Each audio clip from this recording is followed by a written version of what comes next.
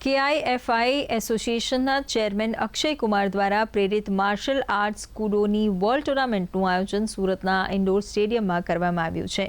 6 દિવસની સ્પર્ધાના છેલ્લા દિવસે વિજેતાઓને અભિનેતા અક્ષય કુમાર પ્રોત્સાહિત કરશે।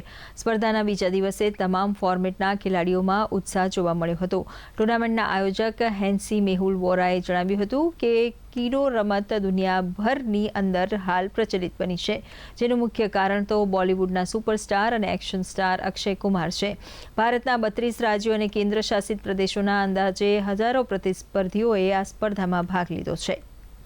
पिछले 14 साल में हमारे बच्चों ने कई नेशनल, इंटरनेशनल, एशिया कप और वर्ल्ड कप में मेडल जीते, पर मुझे खुशी हो रही है ये बात कह के कि इस साल जो हमारा वर्ल्ड चैंपियनशिप हुआ उसमें भारत को गोल्ड मेडल लगा।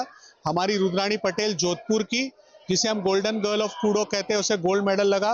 और इस टूर्नामेंट के बाद हम जो बात कर रहे हैं 31 अक्टूबर को हमारा एक बहुत बड़ा कंटिंजेंट जापान जा रहा है एशिया कप के लिए, और मैं आशा करता हूँ एशिया कप में भी हमें गोल्ड मेडल लगेंगे। सर, रिसेंटली मैं इनकम टैक्स इंस्पेक्टर हूँ मुंबई में, और मेरी स्पोर्ट्स नियुक्ति स्पोर्ट्स कोटे के तहत, कूडो स्पोर्ट्स कोटे के तहत मुंबई इनकम टैक्स में है।